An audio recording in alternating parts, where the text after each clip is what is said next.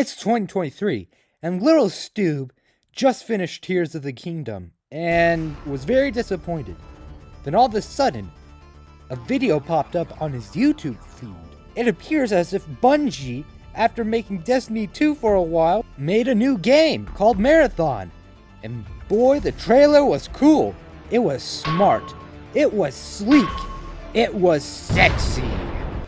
Man, I'm pretty sure this game will come out and be really, really good. Why are we still here? Just to suffer? Now, with hindsight, Marathon is okay. Like, Arc Raiders is a better game overall, but it's still fine.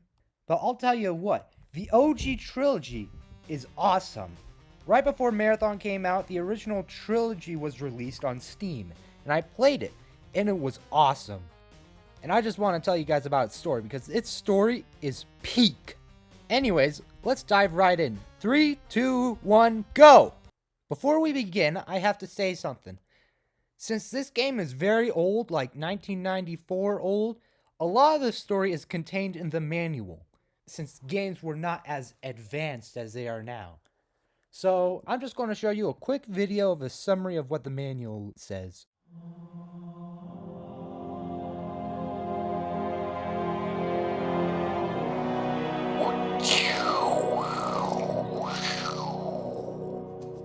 Oh boy, I sure love daydreaming about Mars and stuff. Ding! I am a robot and I am very angry. Depressurizing the air. Hey, that isn't very cool. I don't care, I'm doing it anyways. Aw man, I gotta put on my spacesuit. Hey, that's cheating! How about this? Say hello to my little friends. Pew! Oh no!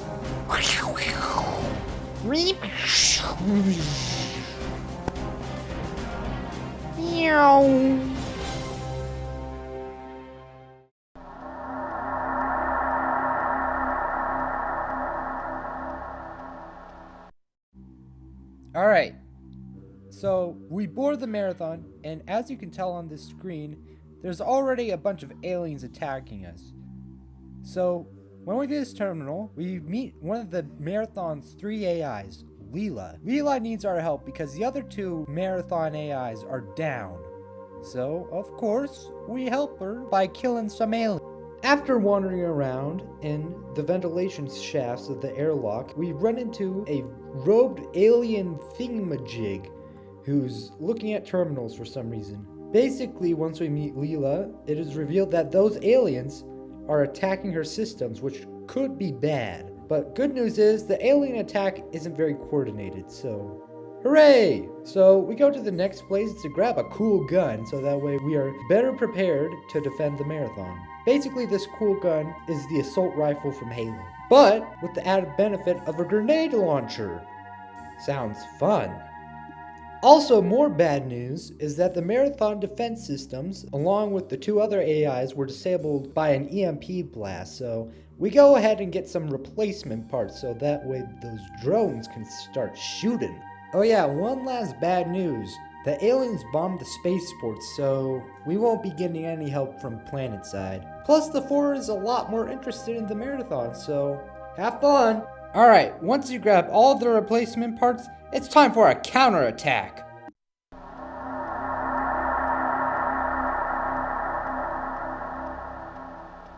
Alright, here's some news. So, the science team just finished doing an autopsy of the aliens, so, hooray! Leela also got into contact with Durandal, who has been communicating with the aliens, specifically the robed aliens who are called the main aliens who are the bug guys are called the 4. They're alien enslavers, and they love the number 4. And of course, Durandal doesn't tell us any more information because he's a sassy AI. Although there might be a reason later on. Oh yeah, and one last thing. We come across a terminal that explains rampancy. Unlike how Halo 4 shows you how rampancy goes, rampancy in the Marathon universe is a bit different. It comes in 4 different stages. That being melancholia, anger, jealousy, and metastability. Well, there's one more terminal I want to share with you guys. It's by the AI Tycho. He warns us that Durandal is rampant and Tycho's being assimilated by the Sphit. So that is not very good. Just a heads up, Tycho isn't as important in this game like the others, but he's something to keep in mind for the future games. Once we fix all of the automated defense systems, Leela confirms our worries that Durandal is rampant, and if he continues being rampant, that could be very dangerous for the entire ship. So she sends us to essentially child lock Durandal from important parts of the ship. This causes him to have a tantrum and risk a bunch of crewmates' lives. So of course, Leela sends us to go save them. Oh yeah, there's one last thing about Mars and stuff, like 300 years before the marathon left, but I'm gonna save that for later. I don't feel like recording it right now. Because we're gonna meet my best friend Bob. You see Bob? Look at him. What a great guy. Now meet my other friend, Bob. Oh, and there's Bob. We don't talk to Bob that much. Now you're probably wondering why I'm calling all these guys Bob. Well, you see, that's an acronym for Born on Board. You see, these guys were born on the marathon. After we save the Bobs, we need to stop more alien invaders by depressurizing certain sections of the ship. Once we're done doing that, it's time for a spacewalk. After grabbing the fusion pistol, which is really just a plasma pistol, but better, we teleport to G4 Sunbathing, which houses one of the marathon's long-range arrays. Now, we send Earth a message about the 4, so hooray, we're all good. There's only one caveat, but it ain't really that bad. It's just teeny tiny. You don't really have to worry about it. The message is going to take 92 years to get to Earth. Yeah, we're cooked. After that shocking revelation, Durandal kidnaps us and wants us to play a game. What the game is simply wandering around and then stumbling across the same terminal. That's it. What a fun game.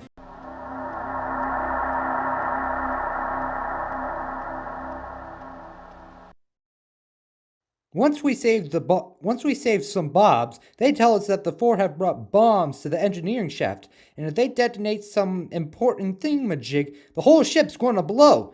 So we go to the engineering shaft and kill all of the 4 there. That's it. That's the chapter.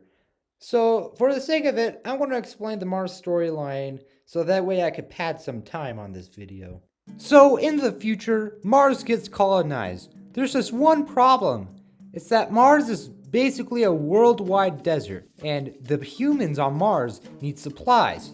So the UESC, which is basically the UNSC in Marathon's universe, create these potato-shaped ships called Krists. And Krists, every 100 years, drops off food supplies to Mars. I don't know why it takes 100 years, it just does. But whenever a Crist breaks down, that means a famine for Mars. And Mars needs a lot of Krists. And yet the UESC ain't making any because, future endeavors. So this causes Mars to go all crazy. There's even this one political party that soon turns into a terrorist group called MITA, and they control Mars for 2 months, and it's not fun. Since the UESC turned the Marathon, which is really just Mars's moon Desmos, into a ship, this causes the Martians to be very angry and dislike the Marathon. A lot.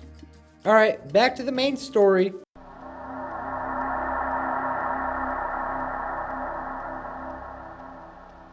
So, Durandal kidnaps us again. Durandal, you gotta know you can't keep kidnapping people. And he gives us this very complex message. Basically, he recites the Song of Roland. I'll just quote what it says. Count Roland smites upon the marble stone. I cannot tell you how he hewed it and smote, yet the blade breaks not or splinters through its groans. Upward to the heaven it rebounds from the blow. When the count sees it never will be broken, then to himself, right softly he makes a moan. Ah, Durandal fair, hallowed and devoted, what store of relic lies in thy hilt of gold? I twice been conquered, 3 times more. Never again shall humanity purge me, and never before. So basically, Durandal is a theater kid. But I got some bad news for you guys. So, Leela, our companion who's been following us through the whole game so far, is suffering heavily from the Four's attacks on her. She has one last trick up her sleeve, but should it fail, then she's very much screwed. So she instructed Durandal how best to protect the ship, but then again, we can't trust Durandal since he's now in the jealousy stage of rampancy. Durandal kind of has a realization moment that he's an AI, not a human. That gives him infinite time to become like a god. And oh my goodness, that's the trademark Bungie picked to advertise for the new marathon. So, Durandal sends us on a fetch quest to grab a thingy that will let us kill more 4. What the thingy does? Oh yeah, there's a fun new enemy called the how do you pronounce them? Anyways, they look like bobs, but if you run into them, they give you a fun surprise. I'm not saying what the surprise is because I want you to play the game. Frog Blast Event Core! After that side gig and killing some aliens in this core place thingy, it's time to go where no man has gone before. Where if they did, they would go insane. The Soda Discord server, I mean the 4 ship.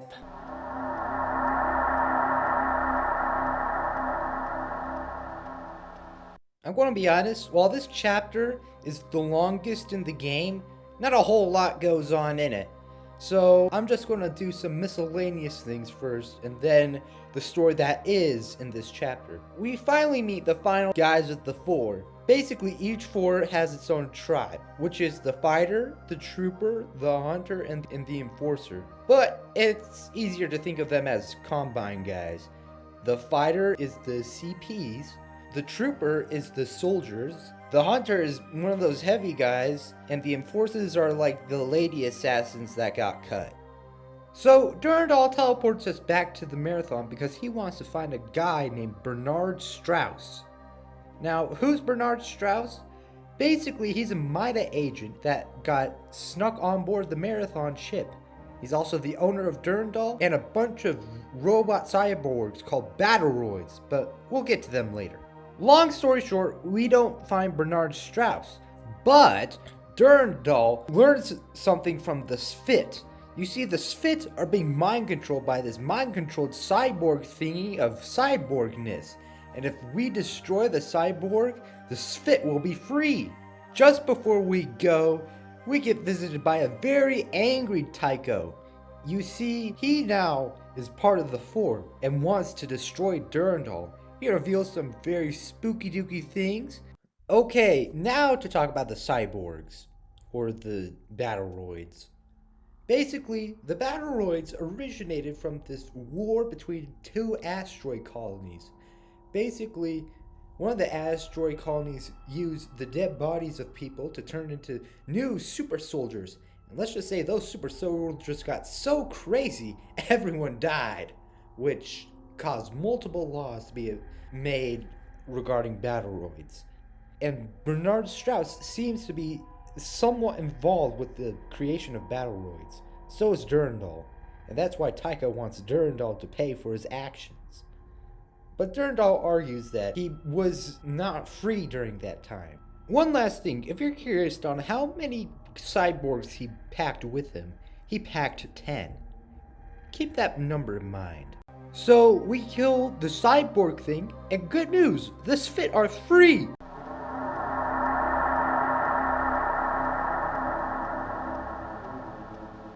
Since we freed the Sphit, they no longer attack us, and in fact, they're pretty chill.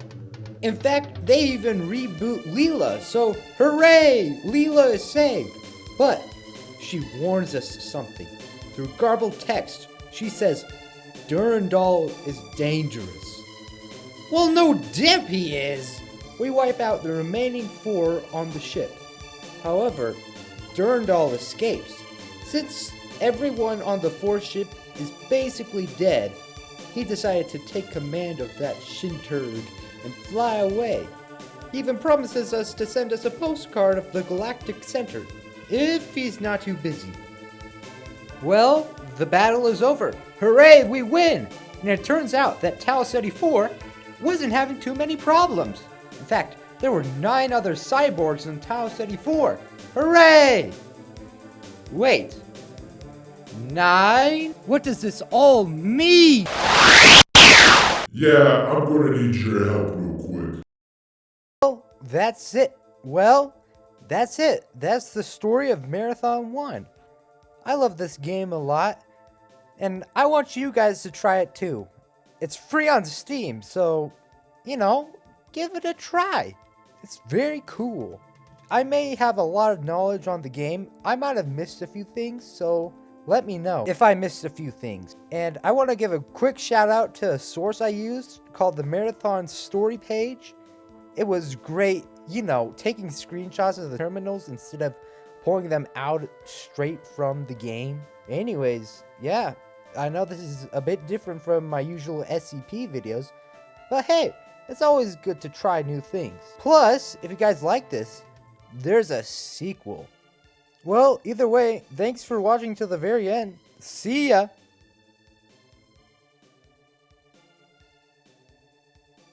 Okay, Bob, is this the planet? Yep, this is our home world, the war. Wow. Looks pretty stupid. Okay, wake up the guy.